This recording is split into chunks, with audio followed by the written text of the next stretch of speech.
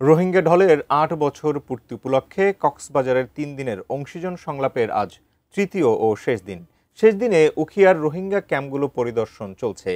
কুতুপালং এর রোহিঙ্গা ক্যাম্প 4-এ আছেন আমাদের সহকর্মী সাজিদা ছুটি। সেখানকার পরিস্থিতি জানাচ্ছেন তিনি। যে বিদেশি অতিথিরা এসেছেন বাংলাদেশে 3 দিনের সম্মেলনে অংশ নিতে, তাদেরকে এখন রোহিঙ্গার ক্যাম্পগুলোতে বিভিন্ন যে কাজকর্ম চলে, কার্যক্রম চলে, সেগুলো পরিদর্শনে আনা হয়েছে।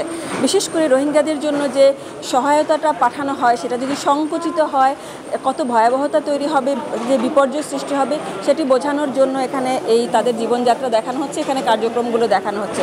বিশেষ করে সহায়তা বাড়ানোর একটা উদ্যোগ যেন আসে, সুপারিশ যেন আসে, সেই চেষ্টাটা করা হচ্ছে।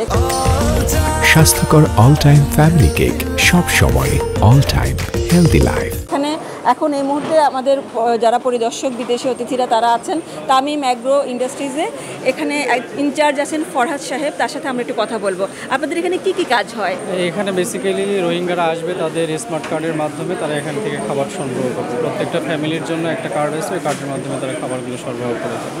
আচ্ছা, এক একজন কেমন করে পায়? তাদের জন্য বরাদ্দ কেমন? এখন পর্যন্ত আমরা $12 খাবার দিচ্ছি।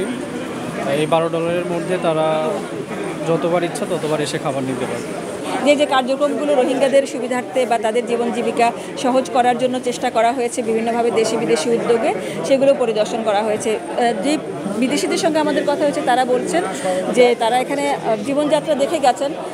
এটা আসলে জীবনটাকে কাটানো বলে, জীবনটাকে আসলে যাপন বা উপভোগের কোনো সুযোগ এইটাকে বলে না। কারণ এখানে তারা এই দেশের নাগরিক না, তারা রোহিঙ্গাবাসী, রোহিঙ্গারই নাগরিক, রাখাইনেরই নাগরিক। সুতরাং তারা তাদেরকে নিজের দেশেই সুবিধা মতো তাদের অধিকার সমুন্নত রেখে সেখানে যে বসবাস করা উচিত, সেই ব্যবস্থা যে করা উচিত এবং সেদিকে যে নেওয়া উচিত সকল উদ্যোগ, সেটার ব্যাপারে তারা একমত। এখানে দাঁড়িয়েই তারা এই পরিদর্শন চলাকালে বলছিলেন।